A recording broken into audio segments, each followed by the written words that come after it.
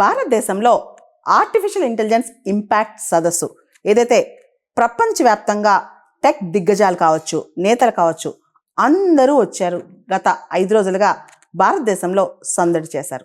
అయితే artificial intelligence అనేది ప్రపంచాన్ని మార్చేయబోతుందని చెప్పి మొత్తానికి సారాంశం వచ్చేసిందనమాట. ఇక మీదట సాఫ్ట్వేర్ ఇంజనీర్స్ అవసరమే తగ్గిపోద్దంట.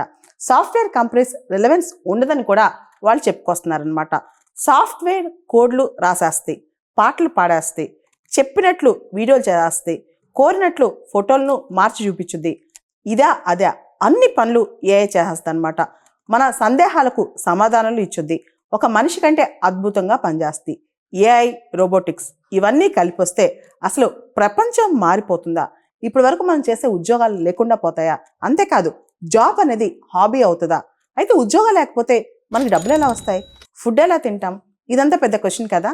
యాక్చువల్లీ ఏఐతో మన ప్రాస్పరిటీ పెరుగుద్దంట. అంటే ఉద్యోగాలు చేయకపోయినా కావాల్సినంత సంపద వచ్చుద్ది, సప్లైస్ పెరుగుతాయి, ప్రొడక్షన్ పెరుగుద్ది, టెక్నాలజీ పెరుగుద్ది.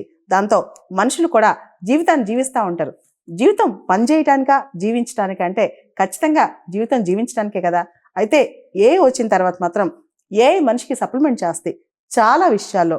అది మెడిసిన్ కావచ్చు. రీసెంట్గా ఎలాన్ మస్క్ చెప్పారు, అసలు ఏఐ రోబోట్స్ వచ్చిన తర్వాత మెడికల్ కోర్సెస్ ఏవైతే ఉంటాయో భవిష్యత్తులో డాక్టర్స్ యొక్క రిలవెన్స్ తగ్గుద్ది. ఓన్లీ రీసెర్చర్స్ వీళ్ళు మాత్రమే మిగులుతారు. అదేవిధంగా ఏఐ వచ్చిన తర్వాత ఈవెన్ పెద్ద పెద్ద ఆఫీసర్స్, బ్యూరోక్రాట్స్, మున్సిపల్ కమిషనర్ కావచ్చు, ఏదైనా కావచ్చు, ఆ పోస్టులు కూడా మారిపోతాయి. అవన్నీ కూడా ఏఐ చేస్తాయి. లాస్ట్ ఇయర్ మనం చూస్తే సౌత్ కొరియాలో ఒక మున్సిపల్ ఆఫీస్లో ఏఐ రోబో వర్క్ చేస్తారనమాట. 24/7 వర్క్ చేసి ఒక కథనం కూడా బయటకు వచ్చింది. ఆ రోబో కోపం వచ్చిందంట. కోపం వచ్చి ఆ ఏఐ రోబో మెట్ల మీద నుంచి దూకేస్తుందంట. ఇలా ఏఐ గురించి చాలా కథనాలు వచ్చేస్తున్నాయి. ఏఐ మరియు రోబోటిక్స్ రెండు కలిసి వచ్చేస్తే మొత్తం ప్రపంచమే మారిపోద్ది. అయితే నిన్న మోడీ గారు ఏఐ గురించి స్పీచ్ ఇచ్చారు. కంక్లూజన్ స్పీచ్ ఇస్తూ భారతదేశం ఆర్టిఫిషియల్ ఇంటెలిజెన్స్ కి హబ్ గా మారబోతుందని చెప్పారు. ఆల్రెడీ ఏపీ రాజధాని అమరావతిలో ఏఐ యూనివర్సిటీ కూడా స్టార్ట్ అవబోతుందన్నమాట. ఆర్టిఫిషియల్ ఇంటెలిజెన్స్ సంబంధించి యూనివర్సిటీ, విశ్వవిద్యాలయం కూడా రాబోతుంది. ఆల్రెడీ ఏపీలో క్వాంటమ్ కంప్యూటింగ్, క్వాంటమ్ టెక్నాలజీ మీద ఫోకస్ పెరిగింది. డ్రోన్ టెక్నాలజీ మీద ఫోకస్ పెరిగింది. ఇప్పుడు ఏఐ గురించి కూడా యూనివర్సిటీ వచ్చేస్తుంది. దానికి సంబంధించి కూడా చర్చలు జరుగుతున్నాయి. యూనివర్సిటీ పూర్తి స్థాయిలో ఇంటర్నేషనల్ గా వస్తుందంట. అదేవిధంగా భారతదేశం కూడా ఆల్రెడీ ఏఐ మిషన్ స్టార్ట్ చేస్తుంది. ఆర్టిఫిషియల్ ఇంటెలిజెన్స్ మిషన్ స్టార్ట్ చేస్తుంది అనమాట. తద్వారా వచ్చే 5 సంవత్సరాలు 10 సంవత్సరాల్లో ఏదైతే ఏఐకి సంబంధించిన ఎర్లీ బర్డ్ ఫ్రూట్ ఉంటుందో ఇండియా అందుకోవాలని ట్రై చేస్తుంది. ప్రపంచవ్యాప్తంగా ఆల్రెడీ డెవలప్డ్ కంట్రీస్ ఏఐలో పరుగులు ఎడుతున్నాయి.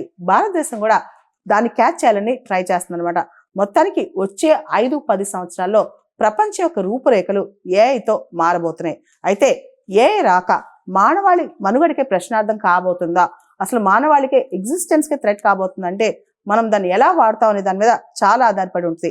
అతిగా ఏఐని ఇమీడియట్గా మన లైఫ్లోకి ఇన్వాల్వ్ చేసుకోవద్దు. ఎందుకంటే ఏఐ వల్ల వచ్చే ప్రాబ్లమ్స్, ఎథికల్ ఇష్యూస్ కావచ్చు, ఏఐ వల్ల వచ్చే డేంజర్స్ కావచ్చు, అంటే మనిషిని మింగేసే శక్తి కూడా ఏఐకి ఉంటుంది. కాబట్టి మనిషి ప్రాణాలని హరించే శక్తి కూడా ఏఐకి ఉంటుంది. కాబట్టి ఏఐ విషయంలో అంటే ఆర్టిఫిషియల్ ఇంటెలిజెన్స్ కృత్రిమ మీద వాడే విషయంలో ఆచి తూచి అడుగులు వేయాలని చెప్పి గత 5 రోజుల్లో జరిగిన సదస్సులో నిపుణులు చెప్తున్నారు. శామ్ ఆల్ట్మన్ దగ్గర నుంచి బిల్ గేట్స్ వరకు కూడా అందరూ ఇదే అభిప్రాయాన్ని వ్యక్తం చేశారు. అయితే బిల్ గేట్స్ తను ఇవ్వాల్సిన స్పీచ్ని స్కిప్ చేసేసి వెళ్ళిపోయారంట. దీని గురించి కూడా చర్చలు జరుగుతున్నాయి. శామ్ ఆల్ట్మన్ బిహేవియర్ గురించి కూడా చర్చలు జరుగుతున్నాయి. మొత్తానికి మాత్రం ఏఐకి సంబంధించిన ఇంప్రింట్ మాత్రం భారతదేశం బలంగా వేసింది. న్యూఢిల్లీలో భారత మండపంలో జరిగిన 5 రోజుల పాటు జరిగిన ఏఐ ఇంపాక్ట్ సదస్సు, గ్లోబల్ ఏఐ ఇంపాక్ట్ సదస్సు విజయవంతంగా పూర్తయింది.